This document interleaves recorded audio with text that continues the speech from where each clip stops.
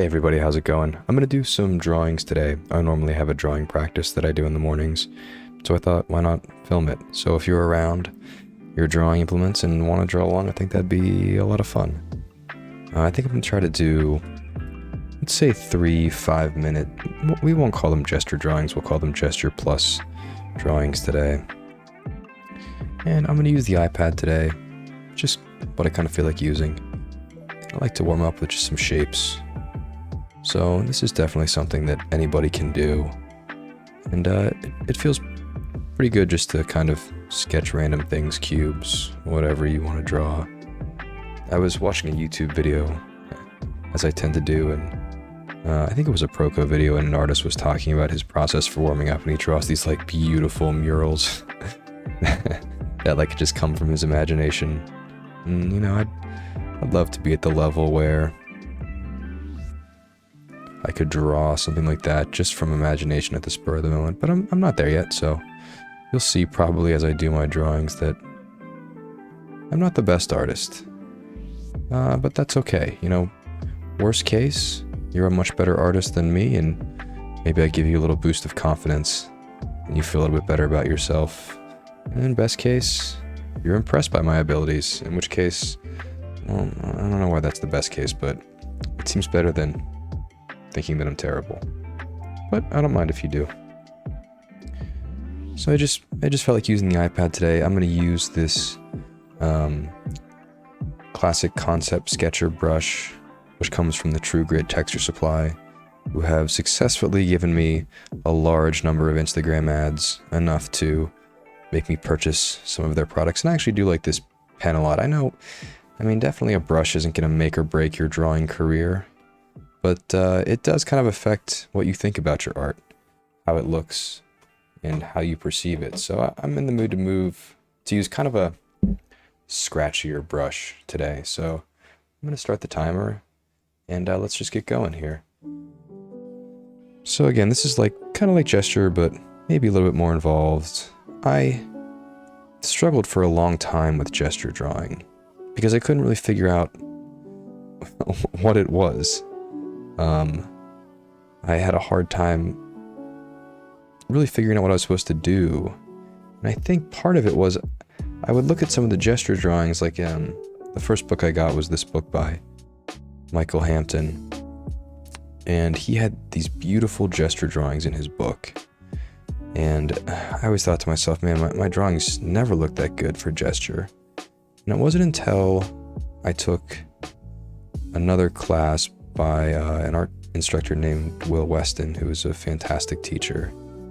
And he introduced this like shape-based, maybe construction method. He didn't like calling it gesture. And that resonated with me a lot more. And it kind of made me realize that, you know, gesture, there's really no such thing as good gesture, right? Unless that's like your particular art style. The purpose of a gesture drawing is to just put something on the page, in my opinion.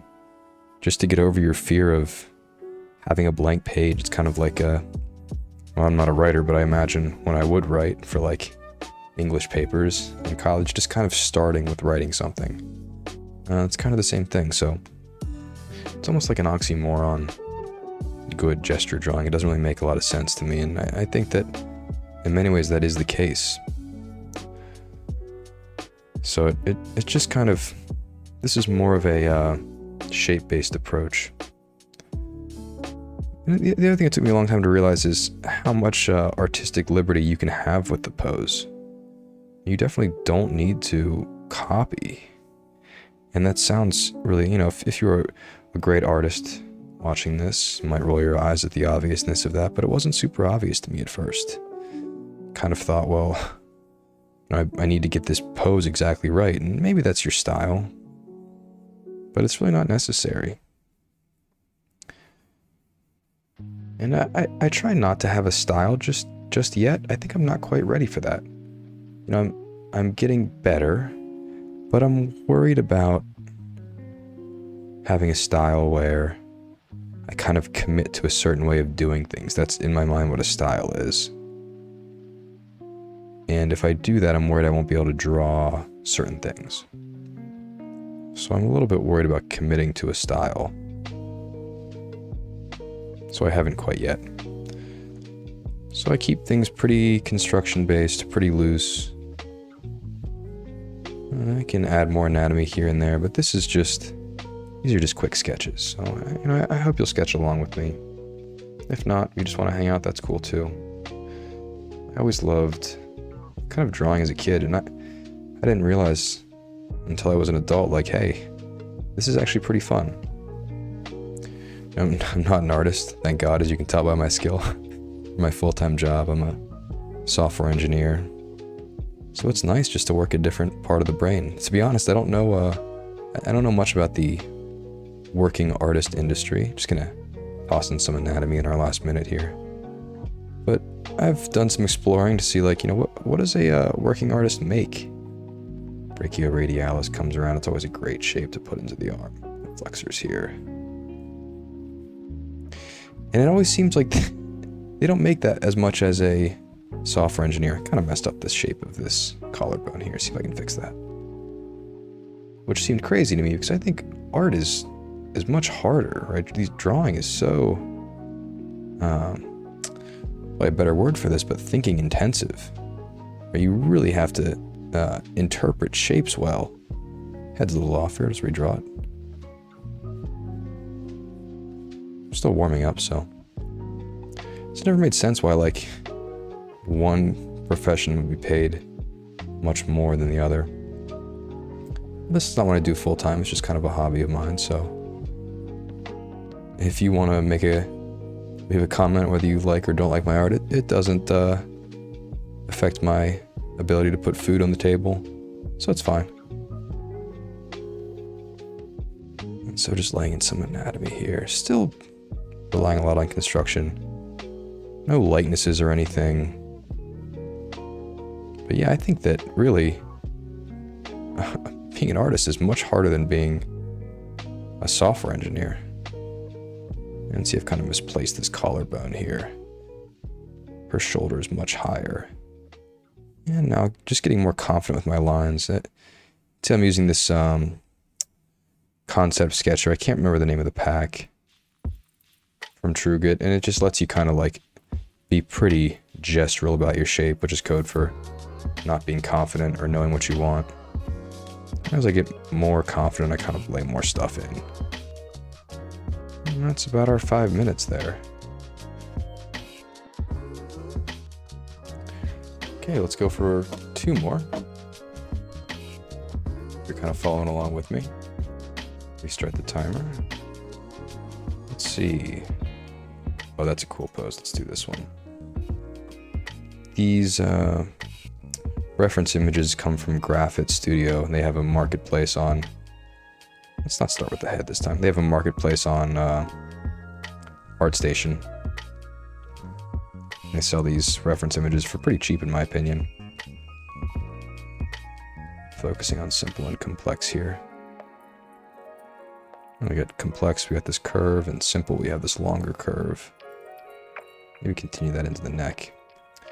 And they have pretty cool images. References are so hard to find for me because there's very few things that I actually want to draw. And I mean, like, I like to draw these kind of action poses, but some of the standard poses are just kind of boring to me. I want to draw fun stuff. Arm's kind of misplaced here, it's no problem. It's no problem. I mean, you misplace something, it's no big deal. No one's gonna know. Who even cares, really? I mean, what's even the point? If you think your drawings aren't that good, you know, I think motivation can be a little cheesy. You know, you get so much of that these days. I turn on Instagram Reels, and all I see are like motivational speeches and what have you. And I think everyone gets enough of that, so I don't think you need more from me, but just don't worry about it. It's no big deal. No one cares whether you're good or bad. You know, we're all just gonna die eventually. What's the difference? Just have some fun with it. I'll draw the sword. So I like to draw from imagination a lot. And I don't think they're correct drawings from imagination, but part of being good at drawing from imagination is having drawn a bunch of reference. So you know, like, okay, I want to draw a woman kind of in this cool action pose. I roughly kind of know how to do that. Or rather, I've done that before through reference, and now I can do it from imagination. It's way too big. And yes, this is being so gestural with the hands. I am working on getting better at drawing hands. I'm just not there yet. And in only 5 minutes. So maybe someday I'll have time. You'll see these lines that I'm drawing, they're just very, very stabby, very furry. That's fine. At first I was very self-conscious about the fact that I would do this. And it's not a problem, it's not a style, it's not really a choice, it's just a lack of confidence, and it's fine to be where you're at.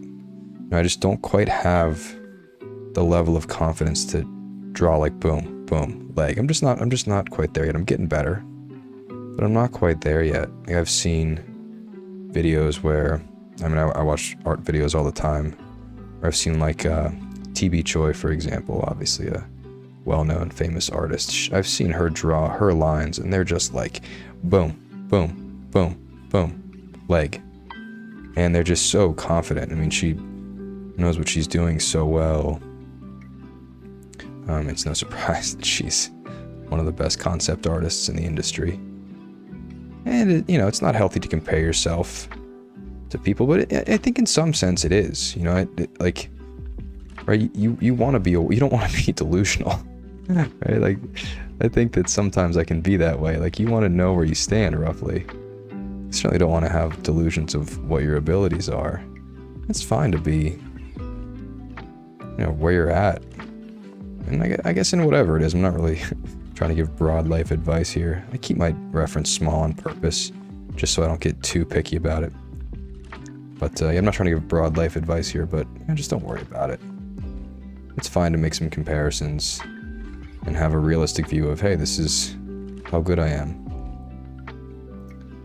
I work at a company where there are many smart.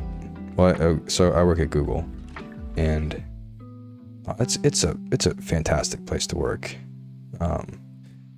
But I found out really quickly, and this seems like a stupid thing to say, that I wasn't the smartest person there. Not by a long shot. And at first that did kind of bother me, because you want to feel like you belong somewhere, that you're capable. And I think that's one of the biggest things that working there has given me, is like, hey, you're not going to be the best engineer. Just relax about it and be happy with where you are. And try to learn from those people that you think are better than you. So maybe that's part of the thing that has given me, some measure of confidence in, hey, this is where I'm at, and we can just deal with it. Just putting in some anatomy here, brachioradialis, tricep at a time. So, tricep. And was this is the brachialis, this is the brachioradialis. Put the extensors here. I ran out of time to do the hand, that's why it's not looking good.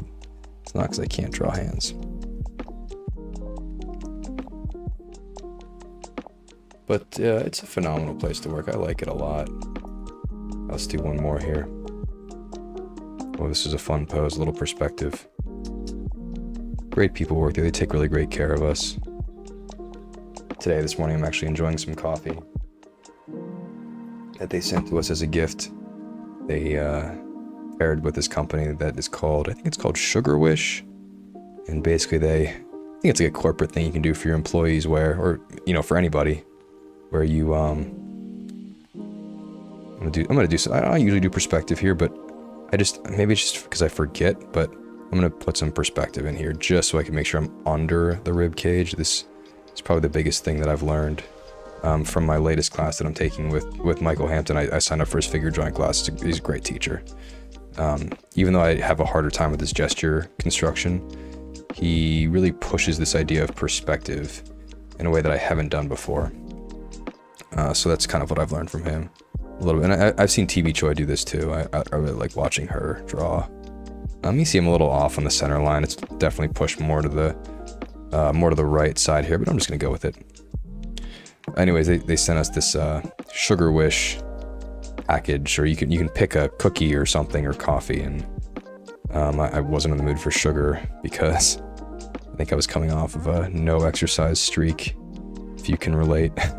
So I just opted for, they had some coffee you could pick, and I believe this coffee is from Ampersand Coffee Roasters, and I think it's their Congo blend, and it's okay. I like a lighter roast personally, so it's not my favorite, but it's okay.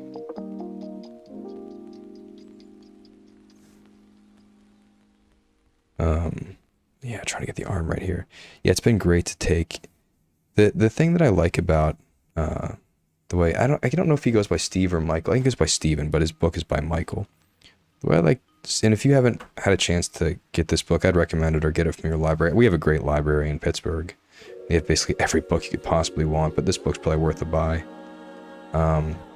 Even though I have a harder time with his gesture, his anatomy studies have been really helpful. He has a really, almost, I would say, scientific way of breaking up anatomy that I find really, really handy. And the only thing that I think I got caught up in is making my drawings a little bit too scientific. And I think one of the things I got from Will Weston's figure drawing class that I took was, it's not so much about labeling all the muscles and making sure everything is anatomically correct. It's more about taking the anatomy and interpreting it simply. That sounds really probably simple if you're a professional artist, but it wasn't that obvious to me. It was like, okay, here's a shape, I need to draw all these shapes. And that's not actually the case. Like, it's up to you as an artist, as the artist, to reinterpret things so the viewer can see, right? So it's not that you draw every muscle, it's maybe you just give an indication. And, one of my friends who I do jiu-jitsu with is a really, really good tattoo artist. I mean, his art is extremely unique, I would say. And like, you can identify his tattoos right away. I was asking him how he does his figure drawings, and he said that he just kind of like does a lot of feel. He just kind of does things quickly. And I mean, I wish I could draw like him. So maybe that's one of my future goals, but right now I'm just more analytical, and that's fine. I don't quite understand some of the drawing teachers that almost like personify their lines. I have to give them some energy or some flow or some force. Like, I don't quite understand that. Maybe it's just because I come from more of a science background. Like, lines are lines, dude. Like, how can I personify a line? But I sort of get the idea of making these lines quickly. Just kind of like, don't worry too much about them. Okay, let's get a little more confident here. This is gonna be the last one. Let's just get wild. We'll go quick here. Bicep. And we'll get scratchy. Brachioradialis flipping over into the thumb flexors here. Abdominal muscles. Well, the abdominal muscles are hard. One of the things I've seen artists do is like make them a bit more abstract than they actually are. Because I mean, no one really has perfect six-pack abs. So just make them a little bit weird. Here, I always have a hard time with the breasts, so I don't draw them, not because I'm like, a prude or something. I just am really bad at drawing them. Here is the deltoid, more bicep. Okay, that's time. And maybe this is the pace we'll set next time. Just a fast pace. Nothing lost. I don't know why, but saying that, I was watching part of The Dark Knight Rises. You draw like a younger man. Nothing held back. One of my favorite quotes from that movie. I love that scene when Bane and Batman are fighting. I liked the new Batman a lot. But something about the old Batman, Christian Bale, fighting Bane is just a great scene. Okay, there we are. So we got 3 drawings done today. Not bad. I think it got better by the last one.